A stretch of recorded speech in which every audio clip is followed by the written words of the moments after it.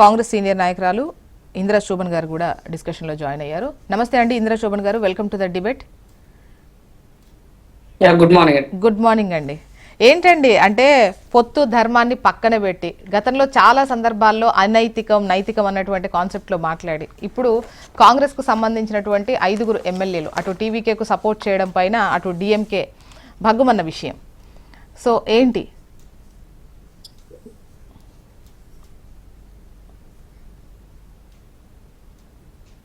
ప్యానెల్లో ఉన్నటువంటి సోదరులకు, మీకు అలాగే హెచ్ఎండి ప్రేక్షకులకు గుడ్ మార్నింగ్ అండి. Good morning. సో ఇవాళ తమిళనాడు 5 రాష్ట్రాల్లో ఎన్నికలు జరిగితే తమిళనాడు అనేది చాలా ఇన్స్పైర్ గా అలాగే ఒక వినూతమైనటువంటి రీతిలో ఉందని దేశ ప్రజలందరూ కూడా దాని గురించే మాట్లాడుతున్నారు.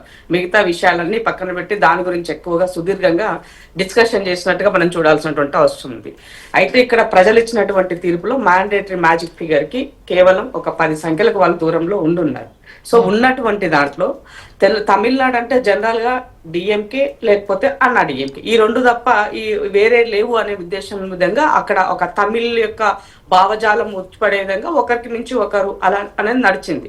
సో దానిని డిఫరెంట్ గా అంటే కుటుంబ రాజకీయాలు, డబ్బు రాజకీయాలు, ఒకే టైప్ ఆఫ్ పాలిటిక్స్, వీటన్నింటికి కూడా అక్కడ ఉన్నటువంటి ప్రజలు అంటే సాంప్రదాయ ఓటు బ్యాంకు తమిళ సాంప్రదాయంగా ఉన్నటువంటి 50+ ఉన్నటువంటి వాళ్ళంతా కూడా డిఎంకేకు అన్నా డిఎంని ఎంచుకున్నారు.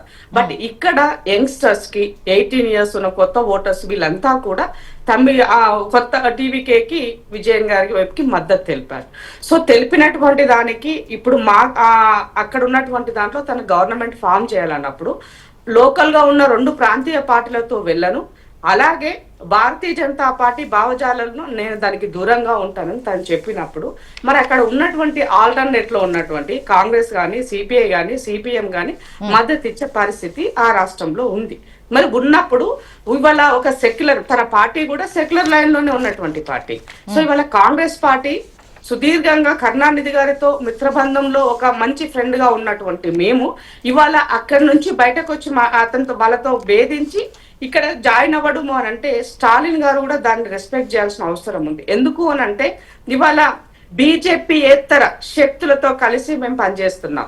సో బీజేపీకి అడ్డుకట్ట వేయాలన్నప్పుడు తమిళనాడులో బీజేపీతో ఉన్నటువంటి వాళ్ళతో కలిసి వెళ్లకుండా అక్కడ కాంగ్రెస్ తో ఉన్నటువంటి బీజేపీ కాంగ్రెస్ గారు వాళ్ళతో కలిసి మీరు పోటీ చేసి పొత్తు ధర్మంగా ఉన్న వాళ్ళను మీరు వాళ్ళని తిట్టకుండా తిట్టి ఇప్పుడు అధికారం అంటే మంచి మెజారిటీ సాధించిన పార్టీకి సపోర్ట్ చేస్తే స్టాలిన్ ఆహ్వానిస్తారా?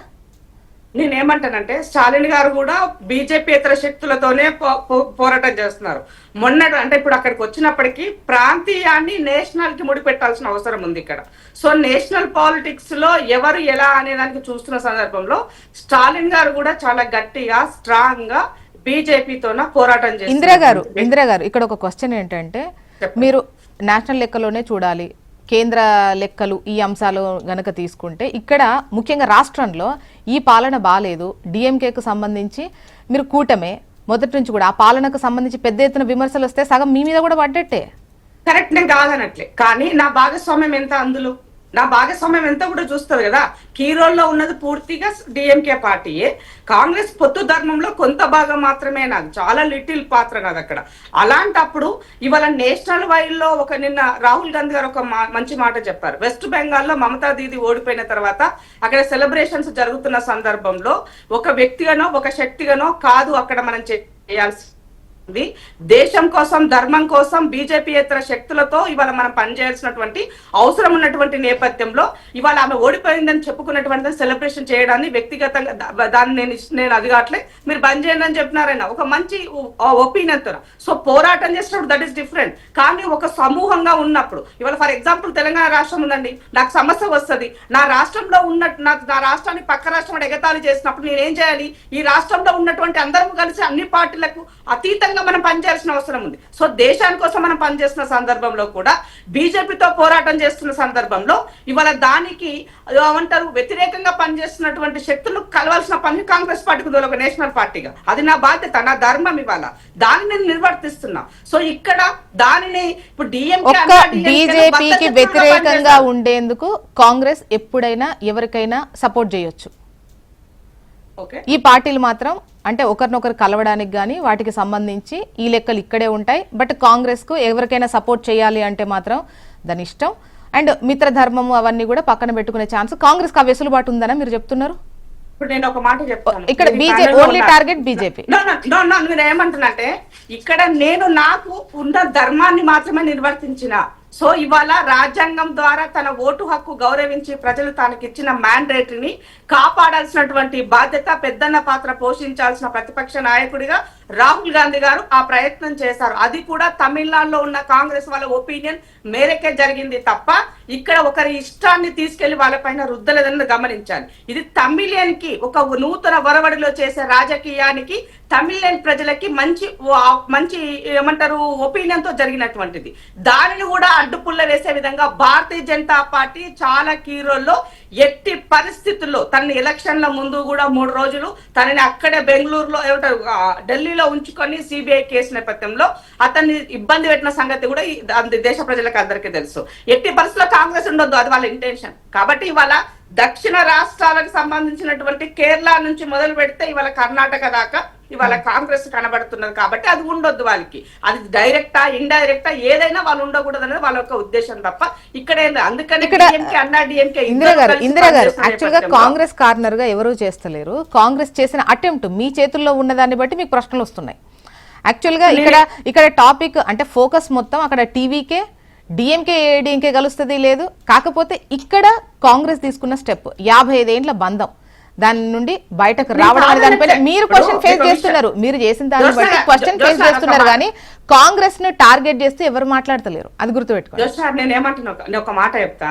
మాకు వాస్తవానికి టీవీకి నుంచి ఎలక్షన్లతో కలిసి పనిచేయమనే మమ్మల్ని వాళ్ళు అడిగారు. పొత్తు ధర్మంగా అప్పుడే మమ్మల్ని కలిసి పోటీ చేయమన్నారు. కానీ మేము స్టాలిన్ గారితో ఉన్నాము. మిత్ర ధర్మాన్ని విభేదించడం సరి అయినది కాదు అన్న ఉద్దేశంతో ఆ రోజు ఎన్నికల తర్వాత విభేదించవచ్చా? విభేదించి మీన్స్ అంటే ఇది అనివార్యంగా ఏర్పడినప్పుడు నువ్వు దీనికి ఆల్టర్నేట్ సోర్స్ ఉందా చెప్పండి. నాకు అక్కడ ఆల్టర్నేట్ సోర్స్ టీవీ ఎక్కువ ఉందా చెప్పండి. మీరు ఆ రాష్ట్ర ప్రజలు ఇచ్చిన గౌరవాన్ని కాపాడాల్సినటువంటి దాంట్లో ఇంకెవరైనా మీకు ఆల్టర్నేట్ కనబడితే మీరు చెప్పండి. దానికి నేను ఎలాంటి ఆబ్జెక్షన్ చెప్పను. మీరు చెప్పండి. ఇప్పుడు ఒక జస్ట్ సింపుల్ క్వశ్చన్ అది. ఇప్పుడు కాంగ్రెస్ సిపిఎం కాకుండా ఇంకెవరైనా కలిసి అతనితో పొత్తు ధర్మంలో వెళ్లే పరిస్థితి ఉందా? అక్కడ లేదు. మరి లేనప్పుడు ఏం చేయాలి? ఇప్పుడు కర్ణాటకలో కూడా ఇదే జరిగింది, మీరు గమనించండి. అంటే డెసిషన్ మొత్తం కాంగ్రెస్ చేతుల్లోనే. ఇప్పుడు వామపక్షాలు లెఫ్ట్ పార్టీలు మేము వెళ్ళము అన్నారు, మేము సపోర్ట్ చెయ్యము అన్నారు, మిత్ర ధర్మానికి కట్టుబడి ఉన్నాము అన్నారు. మీరు మాత్రమే ముందడుగు వేయాలా? ఇప్పుడు నేను ఏమంటున్నా అంటే పోటీ చేసే టైంలో మీ ఎక్స్పెక్టేషన్ డిఎంకేనే మళ్ళీ వస్తుంది కాబట్టి ఆ మిత్ర ధర్మాన్ని అట్లే కంటిన్యూ చేశారు. రాలేదు, టీవీకే వచ్చింది. సో గతంలో వాళ్ళు అడిగారు కాబట్టి వాళ్ళతో పోదాం అనుకుంటున్నారు, అంతేగా? ఇప్పుడు నేను ఏమంటున్నంటే ఇవాళ జరిగిన అక్కడ ఉన్నటువంటి పరిస్థితుల నేపథ్యంలో ఇవాళ ఏ స్టాండ్ తీసుకుంటే బాగుంటుందో ఒక కామన్ సిటిజన్ గా మీరు చెప్పండి. యాజ్ అ జర్నలిస్ట్ కూడా మీరు పక్కన పెట్టండి. కామన్ ఉమెన్ గా, కామన్ సిటిజన్ గా మీరు ఏం చేస్తే కరెక్టే మీరు చెప్పండి. అది రాష్ట్ర ప్రజలకు, దేశ ప్రజలకు కూడా తెలిసిపోతుంది. ఎందుకంటే మనం కామన్ ఆలోచించేది ఒకటే. ఇవాళ ఈ ప్రభుత్వాన్ని కాపాడాలంటే ఏం చేయాలని మీరు చెప్పండి. బీజేపీతో పోను, ఎందుకంటే వాళ్ళతో పోరాటం చేస్తున్నాడు. తను పార్టీ పెట్టినప్పటి నుంచి తన ఎలక్షన్ అయ్యేంత వరకు తన క్యారెక్టర్ ని, తన కుటుంబాన్ని, తన జీవితాన్ని పూర్తిగా రోడ్డు మీద లాగినటువంటి భారతీయ జనతా పార్టీ కలిసి పనిచేయమంటారు చెప్పండి, వెళ్ళమంటారు చెప్పండి. బీజేపీతో ఎవరు పనిచేయమని చెప్పరు, ఎవరు పనిచేయమని చెప్పారు. కాంగ్రెసే డెసిషన్ తీసుకునే లైన్ లో ఇక్కడ ముందున్నటువంటి క్రమంలో ఇంకా చాలా చాలా ఆప్షన్స్ ఉంటాయి. చాలా ఓన్లీ కాంగ్రెస్ గంపగుత్తగా ఉన్న 5 వచ్చేయడం అనే కాదు. ఎన్ని ఆపరేషన్ ఆకర్ష్ అంటే ఇండివిజువల్ గా డిఎంకే నేతలు కావచ్చు, ఏఐడిఎంకే లో ఉన్న వాళ్ళని కావచ్చు, అంటే విడివిడిగా తీసుకొచ్చుకునేటువంటి విడివిడిగా మాట్లాడేటివి కూడా జరుగుతూనే ఉంటాయి. అవి మనం చూస్తూ ఉన్నాం అటెంప్ట్స్ ఎట్లా జరిగినాయి అనేవి. సో జోష్న గారు మీరు చాలా క్లియర్ గా ఆలోచించండి. ఎందుకు అనంటే డిఎంకే వాళ్ళు, అన్నా డిఎంకే వాళ్ళు పోనీ ఎవరో ఒకరు పార్టీ ఫిరాయించాలి, ఒక 10 ఎమ్మెల్యేలు ఇక్కడ వైపుకి వస్తే అది కొత్తగా తను ఏర్పడినటువంటి పార్టీకి తను మొదటగా అడుగులు వేస్తున్నటువంటి దానికి అప్పుడే పార్టీ ఫిరాయింపులు మొదలైందన్నది మనమే మాట్లాడతాం కదా.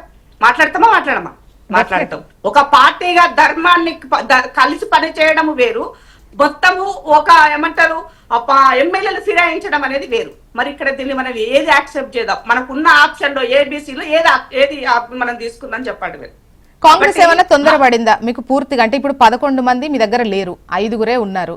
ఒకవైపు లెఫ్ట్ పార్టీ నుంచి వస్తారు అని అనుకున్నారు. వాళ్ళు మేము టీవీకేకు సపోర్ట్ చేయమని చివరి నిమిషంలో చెప్పేశారు.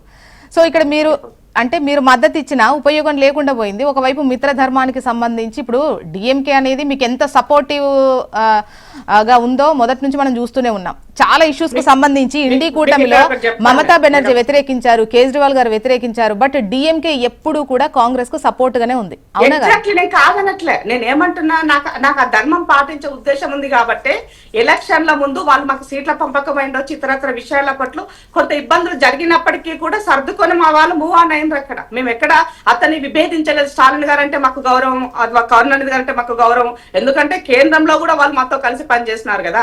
అలాంటప్పుడు మేము వాళ్ళని వేరే రకంగా చూడట్లేదని చెప్తున్నాను మీకు. ఇక్కడ జస్ట్ అనివార్యం తప్పని పరిస్థితుల్లో మాత్రం మేము సపోర్ట్ చేసాం. సిపిఐ సిపిఎం కూడా మరి బీజేపీతో, ఎందుకంటే పక్క రాష్ట్రం కేరళలో మా చేతిలో వాళ్ళకి ఇబ్బంది జరిగింది కాబట్టి ఆ నేపథ్యంలో ఇది ఒక కక్ష పుట్టు ధోరణిలో మనం చూడాల్సిన పరిస్థితి ఉందేమో, మరి ఆలోచించుకోవాల్సిన అవసరం ఉంది. అంటే ఎప్పుడు కూడా సిపిఐ కూడా ఒక దేశ మితం కోసమే పనిచేస్తామని చెప్తూ ఉన్నప్పుడు రెండు లెఫ్ట్ పార్టీలు కూడా మరి ఈ ధర్మాన్ని ఏ రకంగా తీసుకుంటారో వాళ్ళు ఆలోచించాల్సిన అవసరం ఉంది. అంటే మనము డైరెక్ట్లీ ఇండైరెక్ట్లీ మనం సపోర్ట్ చేయాల్సినటువంటి సందర్భంలో మనం చేయాల్సినటువంటి ధర్మంలో మనం వెనుకకు వీగినామంటే మనం దేశానికి నష్టం చేసినట్టే కదా. ఇప్పుడు కర్ణాటకలో స్పీకర్ అడ్డు పెట్టి ఎన్ని ఇబ్బందులు పెట్టి మనం చూడలేదు. లెక్క చేసినటువంటి పరిస్థితి. దీన్ని పూర్తిగా భారతీయ జనతా పార్టీ వెనక ఉండి తోకతోన ఆడిస్తుందన్నది గమనించాలి.